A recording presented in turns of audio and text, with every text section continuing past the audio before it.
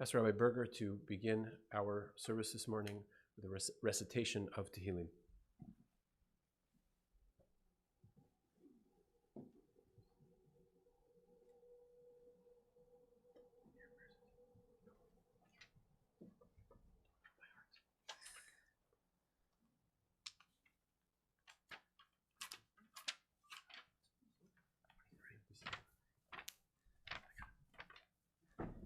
מזמור לדוד, אדוני רואי לא אחסר, בי נוסדשה ירביצני, על מנוחות ינחלני, נפשי ישובב, ינחני במעגלי צדק למען שמו, גם כי אלך בגיא צל מוות לא ירא, כי אתה עמדי. שבטך ומשענתך המה ינחמוני, תערוך לפני שולחן נגד צוררה, תשענת בשמן ראשי כוסי רוויה, אך טוב וחסד ירדפוני כל ימי חיי, ושבתי בבית אדוני לאורך ימים. Rabbi, is this yours? Rabbi? Oh, is it yours? No. Okay.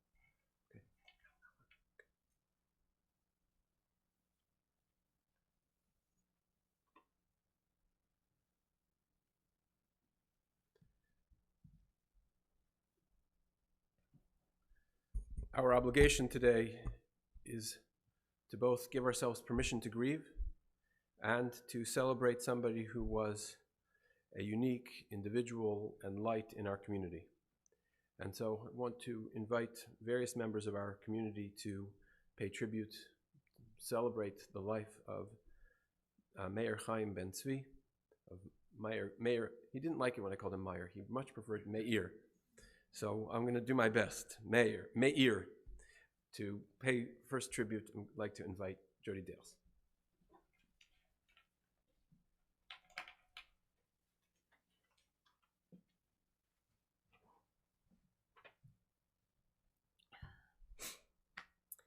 The Talmud tells of an episode of what we would call a near-death experience.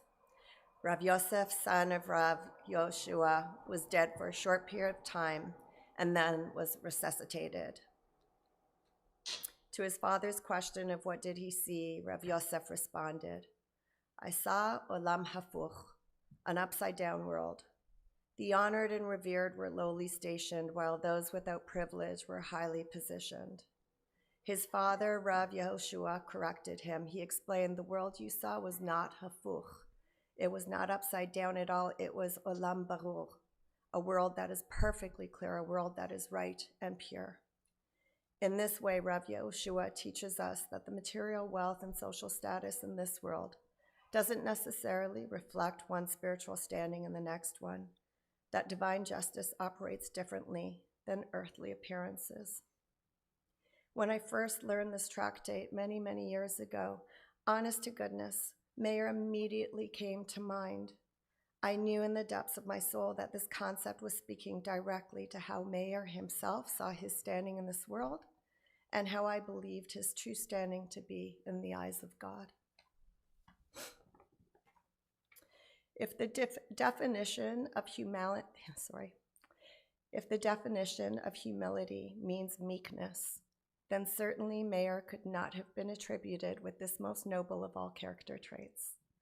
But from a Torah perspective, being humble is recognizing one's place before God and serving with proper reverence.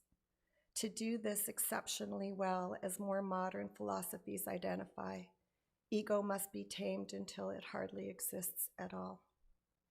Myer had a big personality and he took up a lot of space in a room, but an ego is not something that he possessed. He had very little regard for himself and tremendous regard for everyone else, the people of Israel, most of all.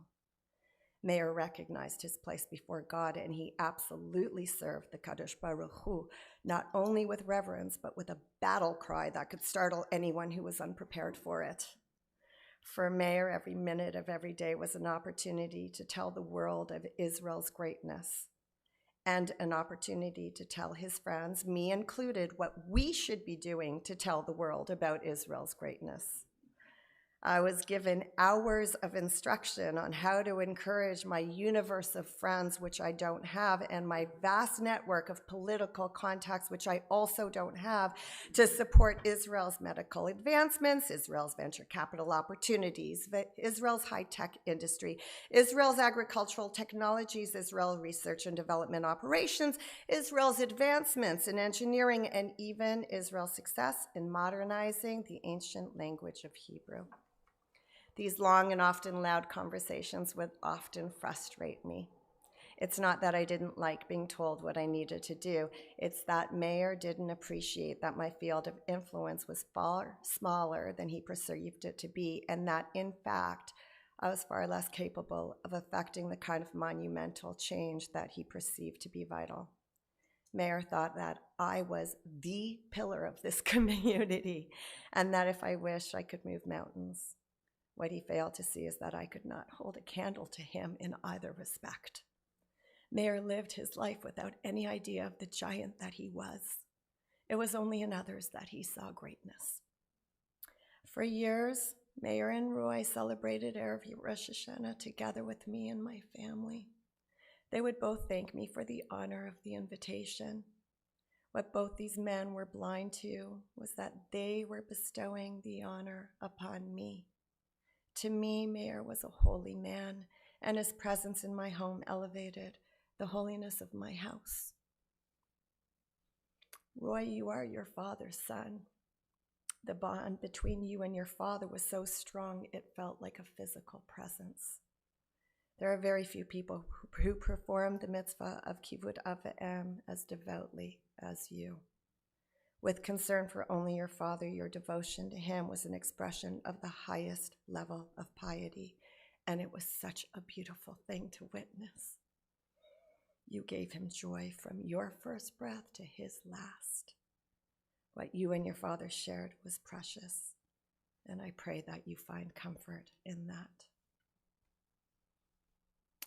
And Myer, my dear friend,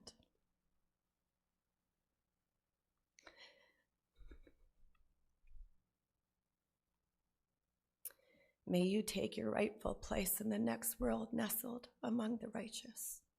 And may your demands for peace and justice be actualized in this world in the merit of your tireless efforts during your lifetime here on earth. In a couple of weeks, for the first time in a very long time, you will not have a place at my yontif table, but you will forever have a place in my heart. And I am going to miss you tremendously.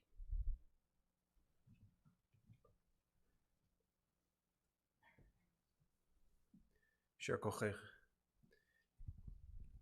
In the unenviable task of following that, Harvey Dales is going to read some words composed by Paul Karras.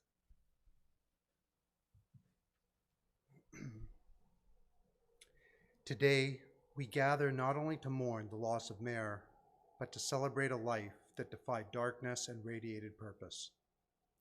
Myer was more than a survivor, he was a beacon. As a child, he endured the unimaginable horrors of the Shoah, a chapter of history that tried to extinguish the light of an entire people. But Myer's light was unyielding. He carried within him the memory of those lost and the fierce determination to live, not just from himself, but for them. Myer's life was a testament to resilience. He emerged from the ashes of history with a heart full of hope and a soul ablaze with passion for justice, for remembrance, and above all, for the Jewish homeland of Israel. I have never met anyone more devoted to the dream and the reality of Israel. It wasn't just a place on a map to him. It was the embodiment of survival, of dignity, of renewal. He spoke of Israel not with mere admiration, but with reverence. It was his heartbeat. He believed in Israel as a sanctuary for the Jewish people, a place where history could be honored and the future could be forged. Myer never forgot the cost of freedom, and he never stopped fighting for it, whether through his words, his actions, or simply the way he lived with pride, with conviction, with love.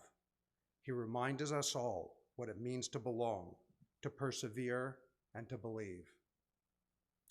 To know Myer was to witness strength wrapped in humility. He carried the weight of history with grace, and he shared his story not to evoke pity, but to inspire purpose. He taught that memory is sacred and that silence is never an option. He reminded us that the Jewish spirit is indomitable and that Israel is not just a homeland, it is a promise kept.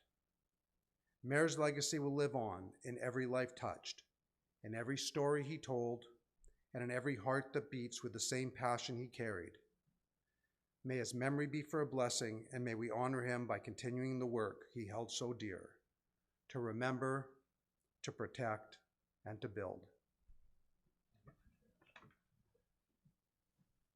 I'd like to call Talia Mastai.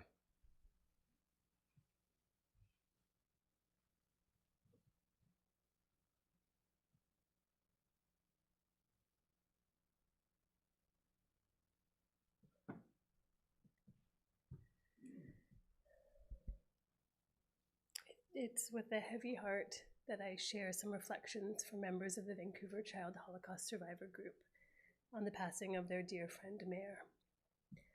Pardon me. I have had the profound honor of knowing this extraordinary group and witnessing the strength, the resilience, and deep connection that binds them. Myer was a cherished part of that bond, and his passing is felt deeply among them. These words and memories come from fellow child survivors, those who knew Myer in only a way that they could. In sharing their words, we honor his memory and pay tribute to a remarkable life that will not be forgotten from those who walked alongside him. From Sidney Schaefer. First of all, he was a mensch. He loved Israel. He promoted all the innovations that came out of there, and he made sure to share them with our group. He was bright, he was humble, and David and I loved him.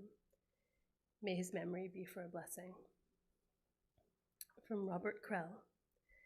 Myer was a man of strong opinions, great knowledge, and extraordinary commitment. He wanted more from everyone, by way of inspiring us to care about our community, Jewish life generally, and to support Israel in its quest to survive and thrive. He lived that manner of life intensely and made sure that we were contributing to the values he promoted so ardently. As an enthusiastic partner in the Child Survivor Group, he was appreciated for his wisdom and guidance as an activist. Nothing about Myer reflected a passive approach to large problems. He dug in. Many times he held me to account. Not that I enjoyed that, but I respected his views and his comments, because I know they reflected his own efforts to look after us and me. I shall miss him. From Amalia Bo Fishman. I always remember Myer coming to all the rallies for the hostages. On one occasion, he gave me a flag of Israel during one of the rallies, and he draped it around me. Not seeing him there the last few months was such a loss. Everybody knew Myer, handing out pins from Israel to many people. From Claude Romney. Myer will be sorely missed by all the members of the Holocaust survivors in Vancouver. We all had a lot in common, including tragic memories from our childhood, which shaped almost every aspect of our lives. That created a special bond between us. My heartfelt condolences to Myer's family. From Miriam Detel. I met Myer on Zoom when I first joined the child survivor group during the pandemic. Myer introduced himself to me with his Hebrew name, Myer. He was very pleased to chat with me in Hebrew, and he was calling me to share stories and address his political and compassionate opinion about Israel. Once we started with the in-person meetings, Myer did show me or tell me about his findings on the topics of anti-Semitism and Israel. We spoke Hebrew and English together. As his health deteriorated, he wasn't present at the meetings and didn't have the stamina to chat on the phone. My last few words with Myer were at the lunch we had at the Botanical Gardens at Van Dusen. I will miss Myer. Let Myer's memory be for a blessing. From Peter Sudfeld. The news of Myer's death has hit me hard. I always appreciated his strong, forthright contributions to our group discussions. He had an admirably independent mind and a storehouse of personal experiences from the Holocaust and from his time in Israel. His opinions were based solidly in those experiences, as opposed to being derived from political or other ideologies. He was an independent thinker, not afraid of disagreement or disapproval from others, and as such, added fresh and diverse points of view to our conversations. We will miss him, perhaps more than we now realize. My deep condolences to his family. From Malka Pishanitskaya. He was kind, social, always enjoyed good conversation, especially any topic related to Israel. I remember him experiencing great joy in helping others. He was a good neighbor, always willing to open his door and offer assistance. I am very sad at his passing because he was a great inspiration, a stalwart supporter of Israel and the Holy Land, always kind and generous to everyone. I always felt good when we were together because he was knowledgeable, well-informed, and passionate about the things he cared about. And I'll share a few words from some of those who cared deeply about Myer at the Vancouver Holocaust Education Center. From Gisi Levitt. I've worked with Myer for 20 years. He was a man driven for Israel, for Yiddish, for his son, for Judaism. When he was able, you would see him every Sunday at 2 p.m. wrapped in the Israeli flag, chanting, "Bring them home," a very special, one of a kind. From Joy Fay. Myer was a survivor. Tough, strong, determined, a Zionist. He was determined at all times to stand up for Israel. Seeing him at many of the rallies held since October 7th, with a flag of Israel wrapped around him, giving out pins and standing in the front, weeping, singing, sharing his love of Israel and his despair over what was happening there, to the hostages, to the country he cared so deeply about. I will never forget these images I carry of him inside. He was a force to be reckoned with. You knew when he was in a room. He spoke when others may have felt it easier not to. Myer was a strong man. He was a kind man, a survivor who did whatever he could in his life to share his love for Israel, to speak of the Holocaust and the anti-Semitism that was forever growing. He will be missed. Thank you, and may his memory be for a blessing. I'd like to call Roy.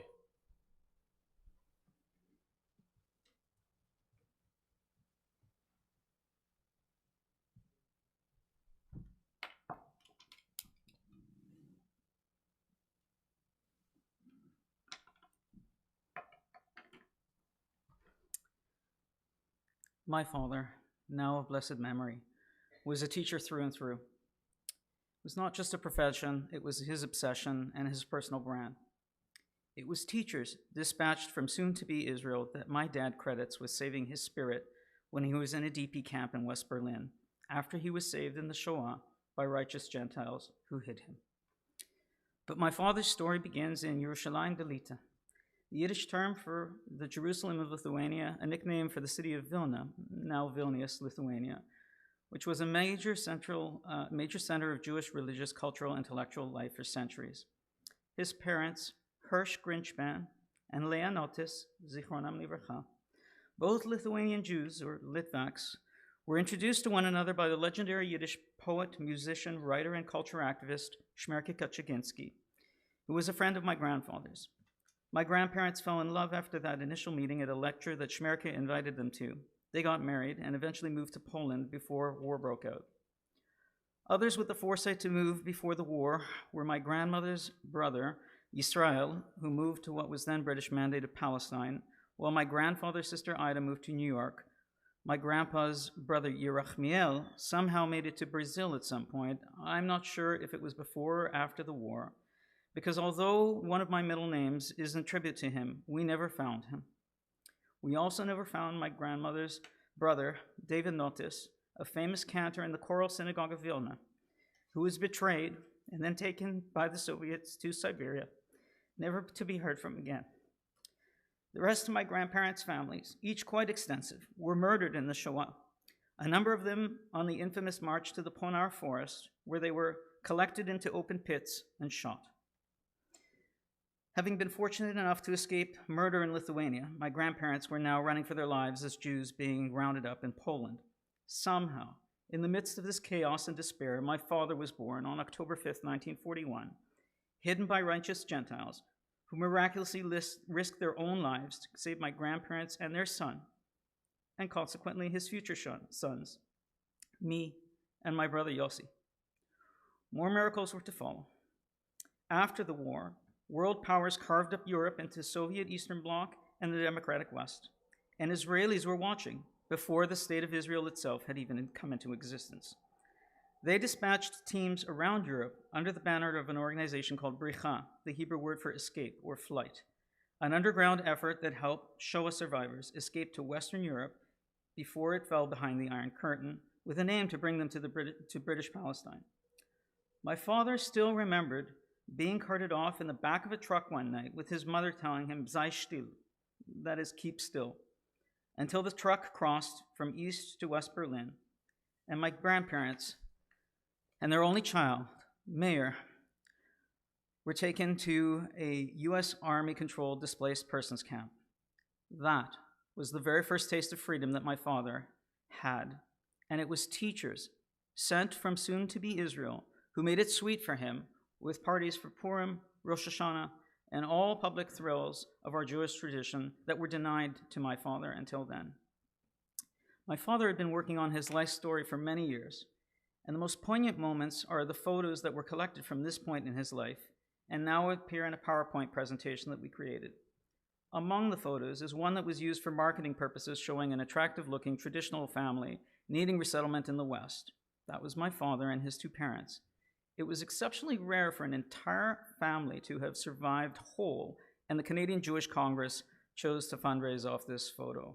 I might have, if there's anybody here from the Jewish Federation, you may have just found a theme for your next campaign using a fundraising postcard that my father has from the 1940s. After arriving in Canada at Pier 21 in Halifax from Hamburg on the SS Marine Shark, my father first tasted chocolate and didn't particularly like it.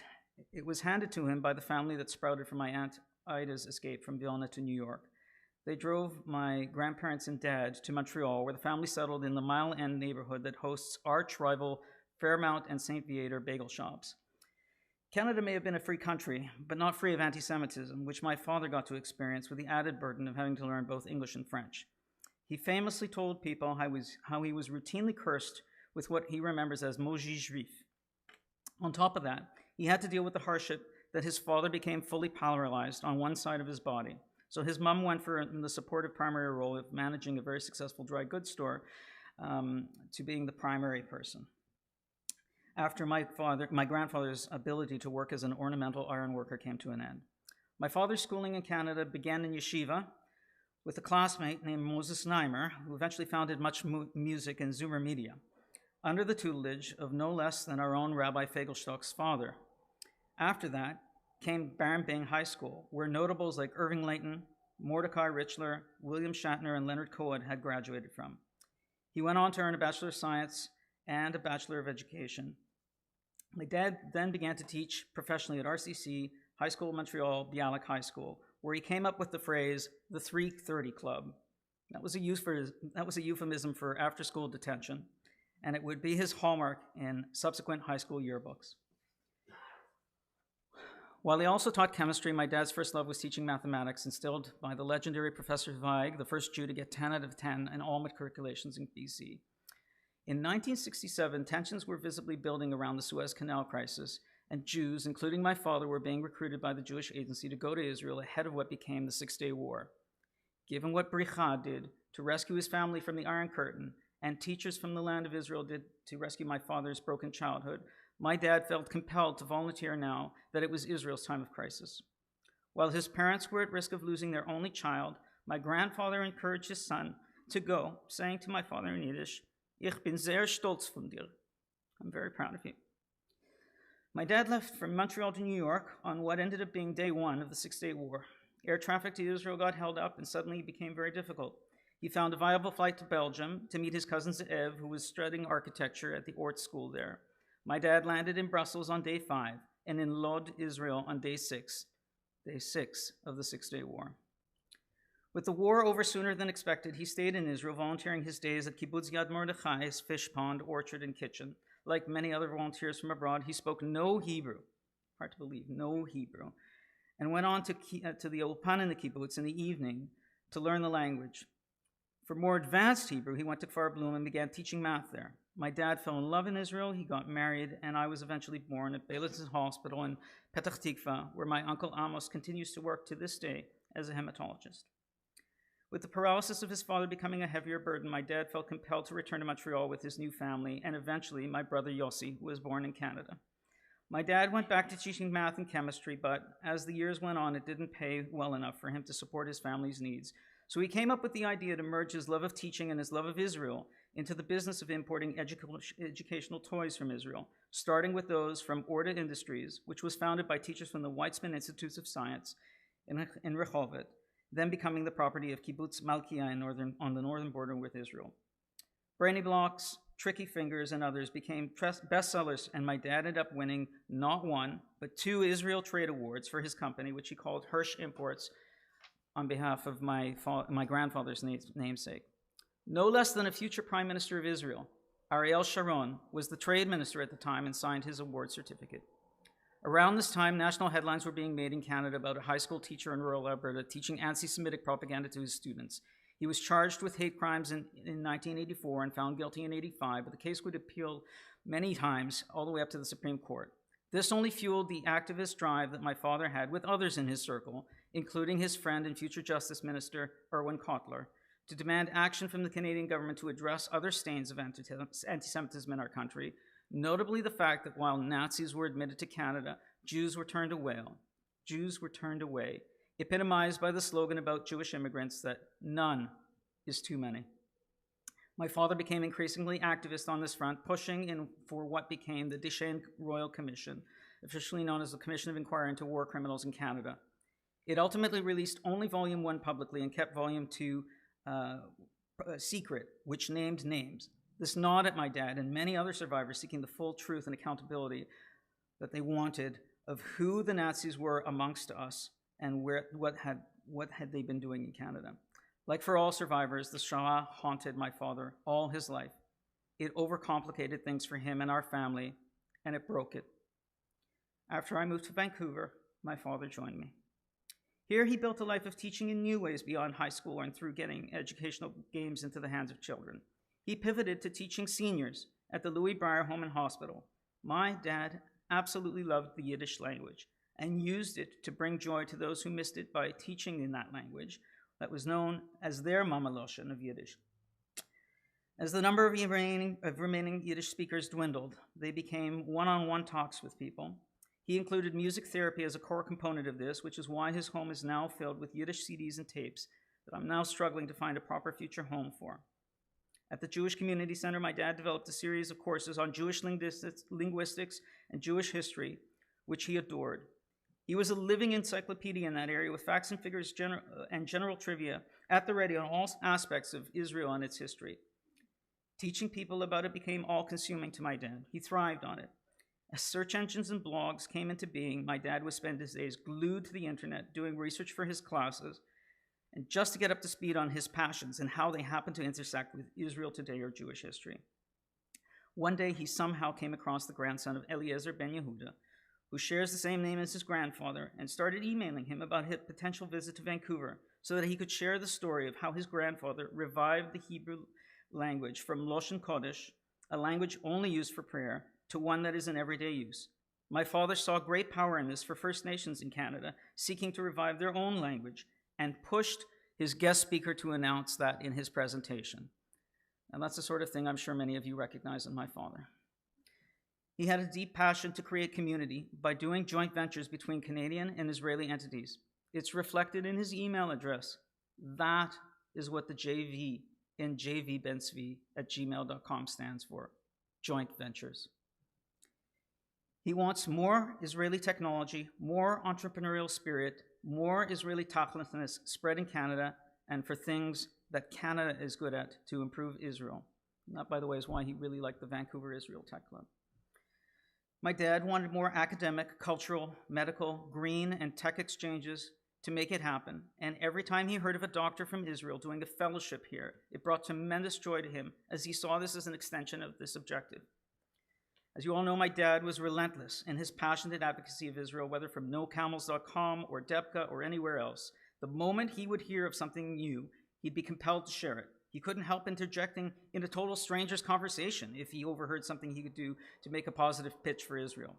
Sometimes it was to alert them to the fact that they relied on something, whether Google Maps, touchscreens, USB keys, or even cherry tomatoes, that had a core component developed in Israel.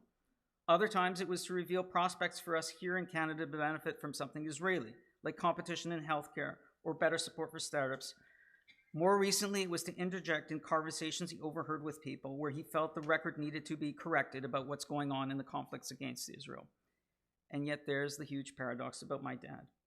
Many of you will know of his boisterous side, but much as he was lonely in life and therefore loved the company of others, he was actually very shy and increasingly lacked self-confidence. He often asked me to tell people things rather than share his original ideas himself, even when I encouraged them to because they were great ideas, just because of his low self-esteem, feeling that if he did so, his ideas would not be taken seriously. He surprised me so much by how little impact he felt he had in this world, when in fact his impact was huge.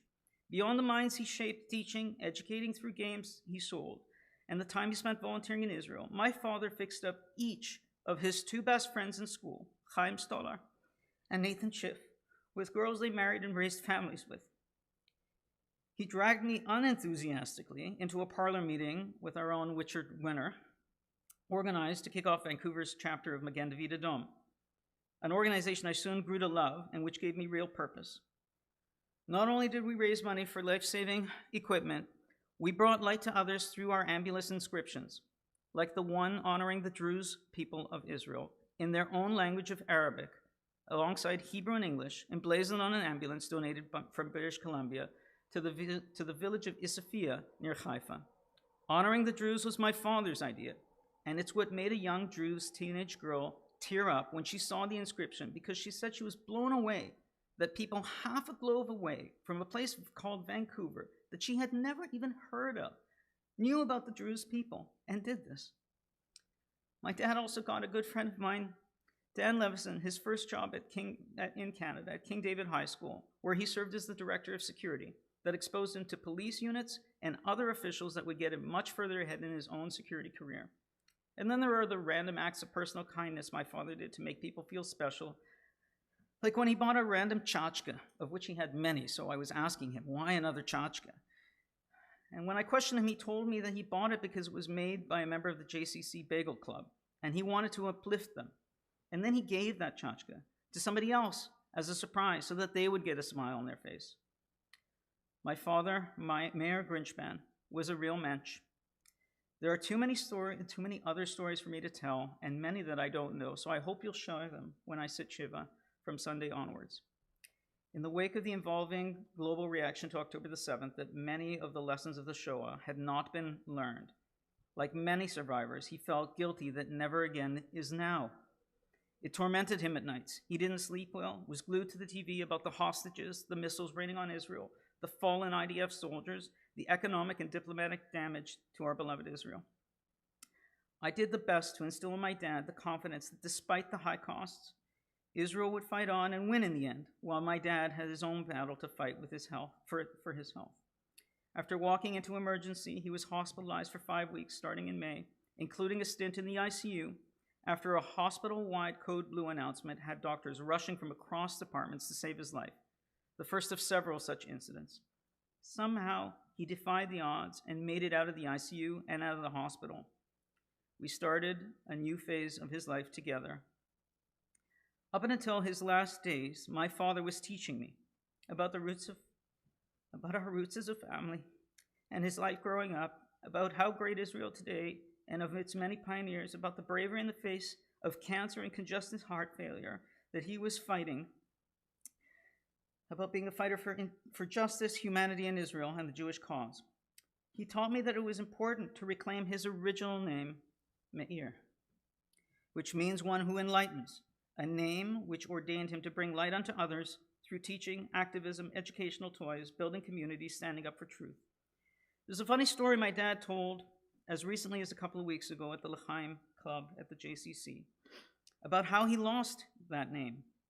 Upon landing in Canada, he was presented with the name of Myer, said in a very heavy Yiddish accent by his parents to the immigration officer. The officer couldn't really make it out, but then questioned the name, saying somebody so young could not possibly be the mayor, as in the mayor of a city. And so he anglicized my father's name to be Myer. It's only in recent years that my dad has reclaimed his original name of Myer. In his final days, my dad worried about being left alone in the world. And at one point, he grabbed his cell phone and started Googling Jewish dating sites for me. He told me who to speak to in order to get best introduced to people. In the past few weeks, some folks offered kind words to me saying that I'm a good son and that my dad is lucky to have me. But I think it's fine to see that I was equally lucky to have him. I'm lucky to know how proud he was of me because he said it so often to everybody. Everybody who knows already or finds out that I'm Mayer's son tells me, your father is so proud of you.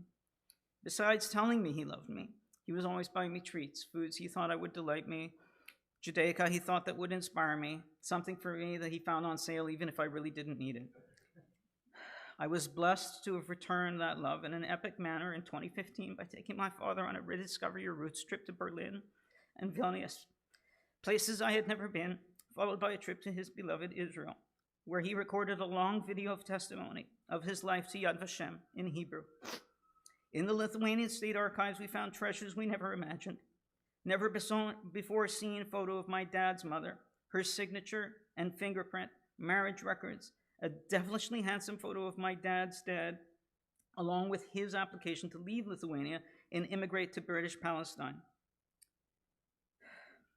But riding what was then the brand new Jerusalem light rail train, cutting a path of modernity amongst the antiquity of the city, whet his appetite for more. He longed for one more trip, to ride the high-speed railway from Tel Aviv to Jerusalem, and the new cable car up to the Technion in Haifa, among other things.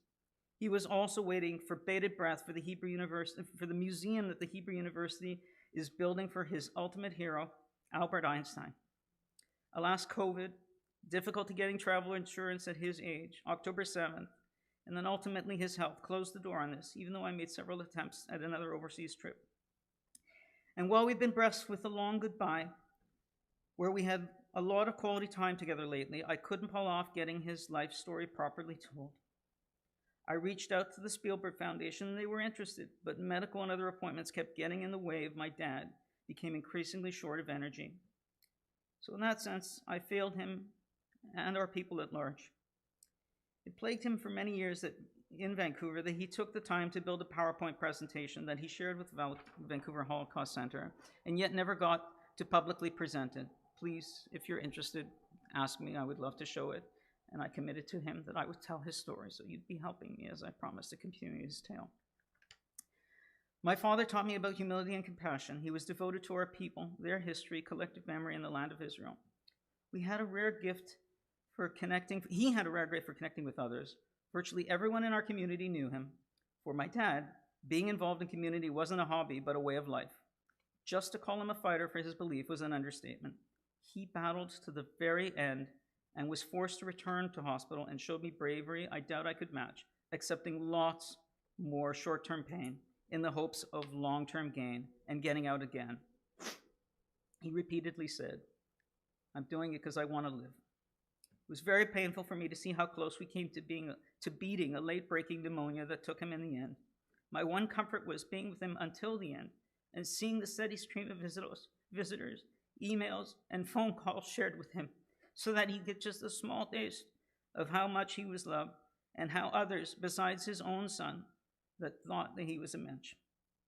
I got to tell him to pass my message to the souls of his parents, my Savta and Saba, to pass the message that he capitalized on the great qualities they infused in him, that I loved him, how proud he continues to make me, and how his memory will be a blessing to everybody who knew him, and his actions will impact so many who never even met him.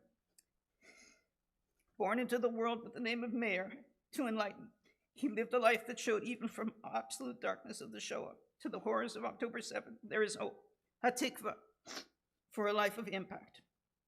What a thrill to know that that word, hatikva, the name of Israel's national anthem, is now so deeply associated with Myer Grinshpan, zichrono levracha, because of the way he was known to belt it out, especially the last word. He passed away listening to the song, My Schwester Chaya, holding my hand, and then I played a dick. Dad, I love you. I'll always love you, and will continue to tell your story and boast how proud I am of you. I already miss you so much, though I find comfort in the fact that we're in a room full of people who shared the feelings that I have. Wir seien sehr stolz von dir, Myer, and that share your conviction that Am Yisrael Chai. Be it peace, Haba. You deserve it.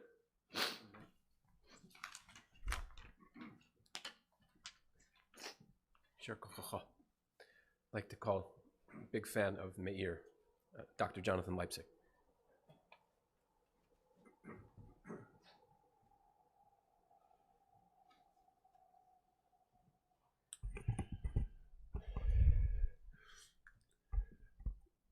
When Roy texted me yesterday and asked me to share some words about Myer, of course my first response was, I'm so deeply honored.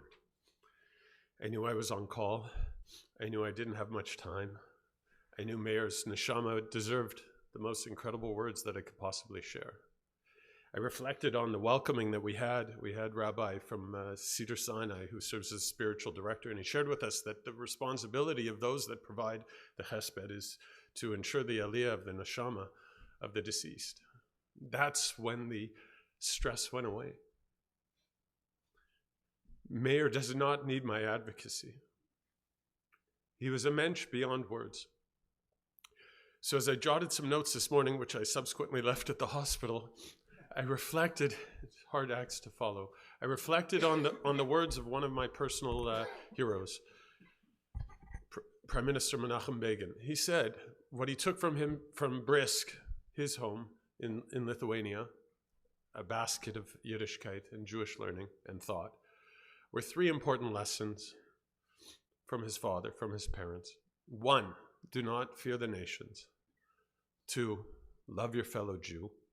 And 3, fortunate is the man that carries with him the yoke of his youth. These are words that I hold incredibly true and important for me, and they are embodied in such an incredible way in your late father, Roy. A man who was small in stature but walked with such Jewish pride and Jewish strength, never afraid to speak up when there was an injustice, never timid. loving his fellow Jew. I don't even have words to express his Ahavat Israel. My personal favorite was when he would come to me every Shabbos when there was a new discovery in Israel. Can you believe? And I would have to say, Myer, Rabbi's talking, or we're going to... But everyone knew this was almost more important than anything else, because Myer embodied what it was we were there for. We were part of an eternal people, and we were gathering to bring in the Shabbos and celebrate Shabbos and celebrate love of Torah and love of Jewish peoplehood. Myer really is the single person that I think embodies Ahavat Israel in a truly pure and absolute fashion. And part 3, fortunate is the man or woman that carries with her or him the yoke of their youth. When I had the privilege and honor of sitting with Roy and his Abba in the hospital over these last few months, there wasn't a single time, not a single moment, when Myer Zichrono Livracha would say, my late mother, with a bit of an accent I won't make, but my late mother of blessed memory. He could not say the word mother or father or cousin or a fellow survivor who died. He could not say those words without of blessed memory. And that is something that you would have undoubtedly taken from your father, Roy. As Jody spoke so eloquently and so beautifully. In my business, I sadly have I have the opportunity to see people as they transition through this life. And I see the family that comes around them, and I see what they reflect on and the memories that flash upon their inward eye. But I've never, honestly, ever seen a more dedicated or more loving son than what I witnessed with you. You really embodied not only the honor and the respect, or the respect, I should say, of your father, but the honor you showed him in the caring for him, the caring for his medical needs, when you would bring him to shul even when he was so sick, so that he could come and sing Hatikva with us at the end. Sometimes prematurely, on the first Yerushalayim, ending it almost. People are we done? Myer was emphasizing the first Yerushalayim. But you should be so proud. I know your father was so proud of you, and I'm sure of you, also your brother. But for me personally, I just wanted to share what a deep honor it is to share some words about someone that I will carry with me for the rest of my life. I will every day think about how Myer would see me, and when we're walking in one of the marches in the early days, and he knew I was going to Israel in December of 2023, he was so humble, as Jody said. This is a man who survived the Shoah, who did things that I couldn't even begin to imagine.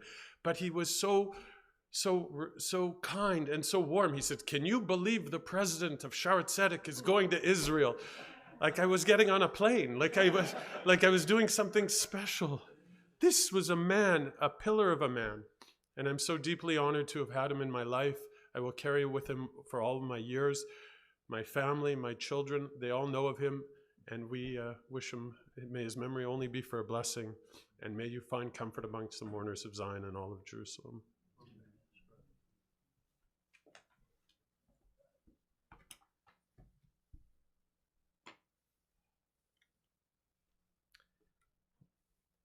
So many beautiful tributes. I hope, Myer, I can live up to the expectations here.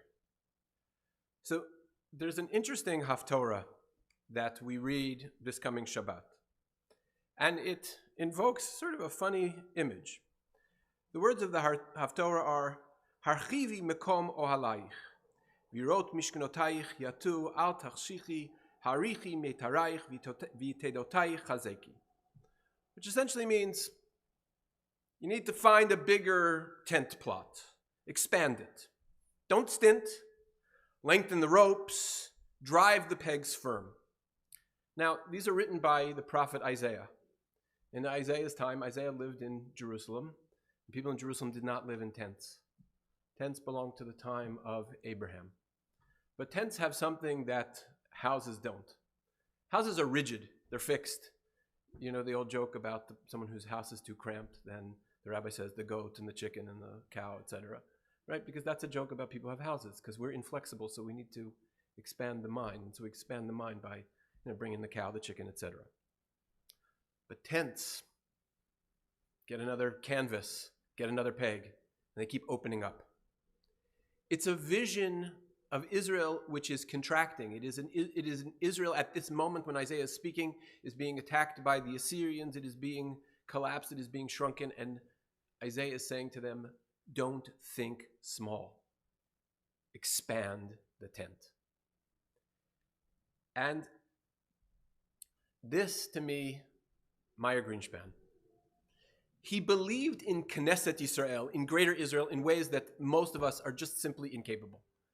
He had this Weltanschauung, this world philosophy, which was that the people of Israel are huge, expansive, powerful, brilliant, and we need to just keep bringing people in. I will keep expanding the tent. I will keep bringing them in.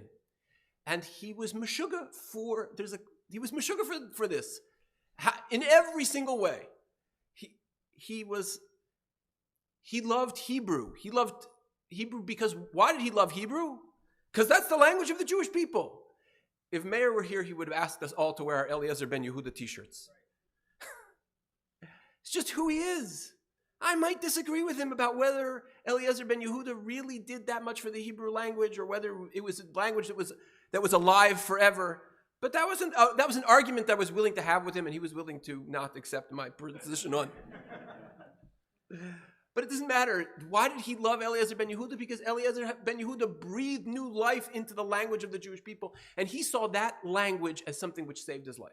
I've never, ever, ever, ever heard of another person who said, language saved my life. But it's a really interesting sociological concept. It's the idea that I live and connect with this people through a language that we speak. Now we understand how important this is. With all the criticisms around us, and we say we are the only people in the Middle East who speak the same language as our ancestors who lived there 3,000 years ago.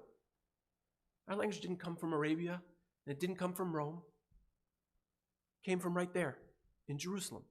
But he loved that. It oozed from his pores.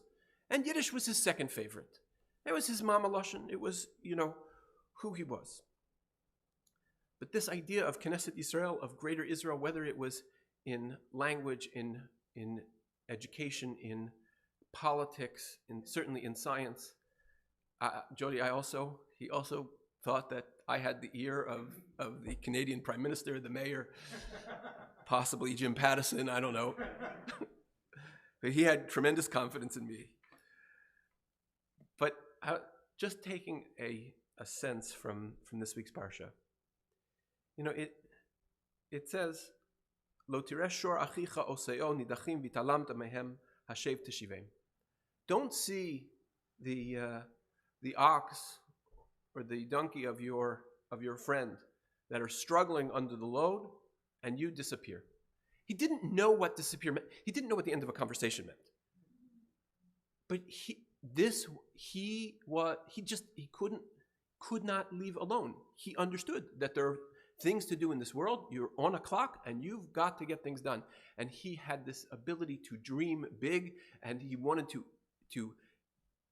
draft you into the idea. He wanted to enlist you in the passion that was absolutely indefatigable. He would never give up. And it was a very, very special place to be able to see him. And I just want to appreciate that there's a certain religiosity in this. The Ba'alei Kabbalah, the Kabbalists, understood that the people of Israel and the Shekhinah are often the same thing. They're sort of intertwined, that God's presence and the Jewish people are one and the same. And where Myer felt, I'd like to think, most at home was in shul. And Meyer's ability to walk, his ability to get up, his health was, we know, it wasn't stellar, certainly at the end. He would come to me, he said, "Rabbi, I'm on this new medication. It's making it difficult for me to come up. So I get up, so I can't go to morning minyan." Myer would take the bus up to 41st. He wouldn't ask for rides. He was fiercely independent, but he never had an excuse for not coming to shul. It was where you go. He never had an excuse for not going to the rallies. He never had an excuse not going to community events. He understood that this is where you are and this is where you show up. This is where you find spirituality. This is where you find God. And I just want to maybe end by reflecting on one little piece of Meyer's biography. So Myer was very, very close to Leon Kahn. They were both, of course, Lithuanians. They traveled to Israel together with Rabbi Balmo. And Leon was, of course, a partisan. And Leon was I guess, a young adult during those years and served in the Lithuanian partisans. As I understand, Myer was born in October of 1941, and he missed being a partisan by virtue of the date of his birth.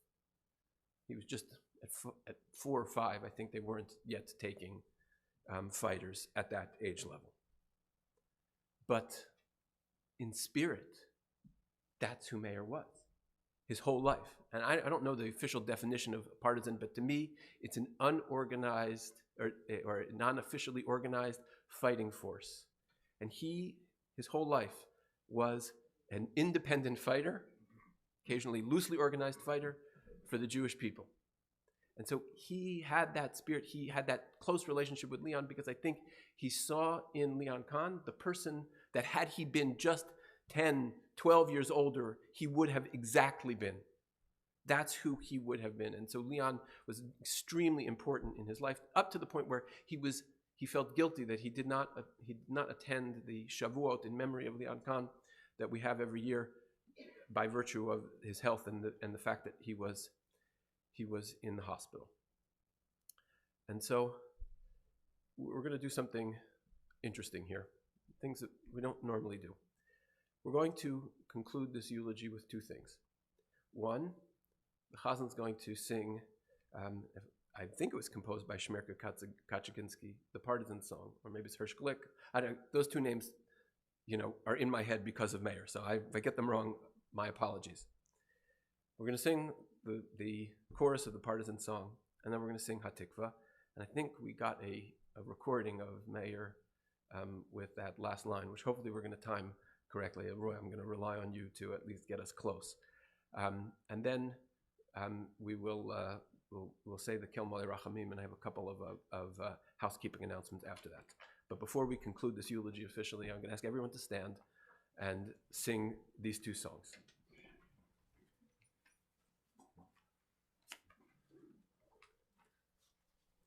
Sag nicht keinmal, als du gehst dem letzten Berg, Gott Himmeln bleiene, verstellen bleietek, kommen wird nach uns ausgebänkte Schau, Sveta peuten unse trott mi seinen da, kommen wird nach uns ausgebänkte Schau, Sveta peuten unse trott mi seinen da. Kolod balevav penima nefesh Yehudi homiya ufate mizrach kadima ayin letzion Sofia od lo avda tikvateinu hatikva bachnot alpayim liotam chofshi beyatseinu Sion Yerushalayim Liotam Chofshi Be'atzeinu Eretz Sion Yerushalayim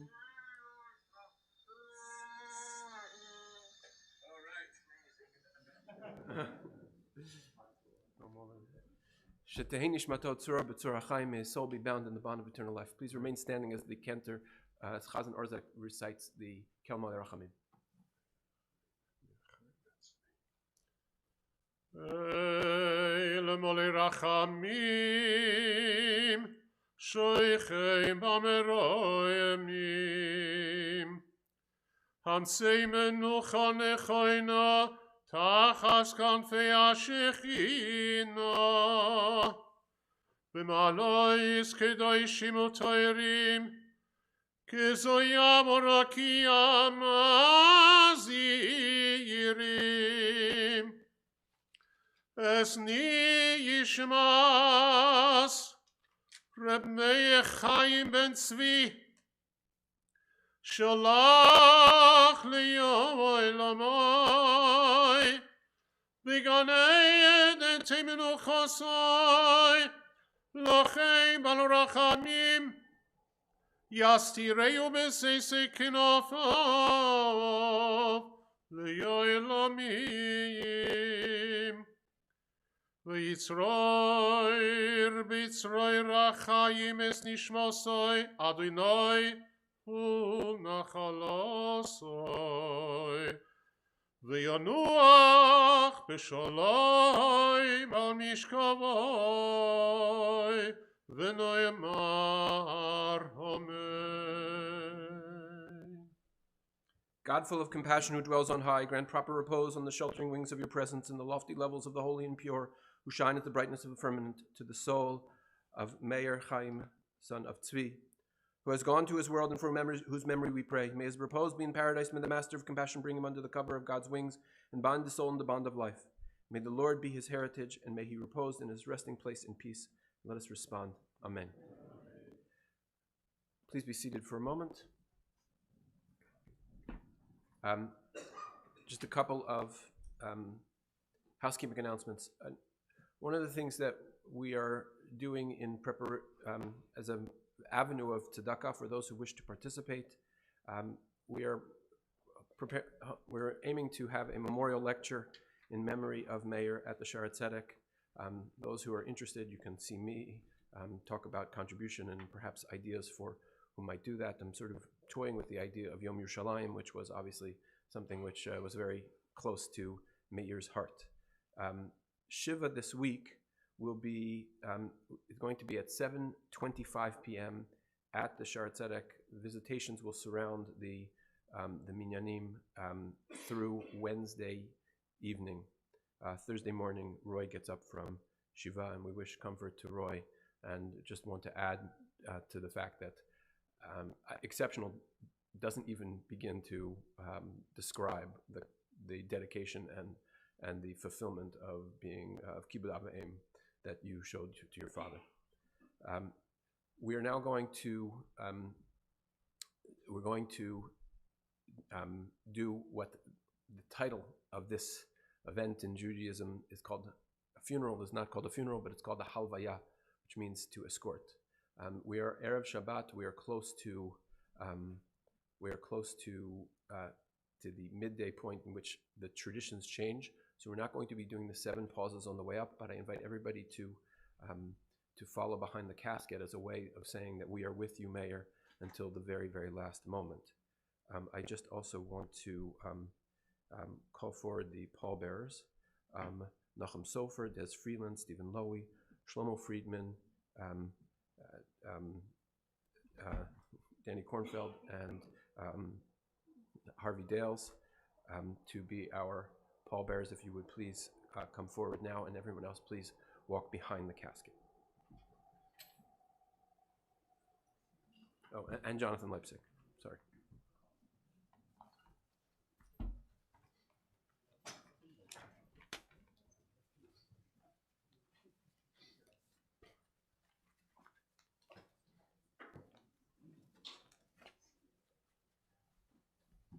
Okay, Jonathan.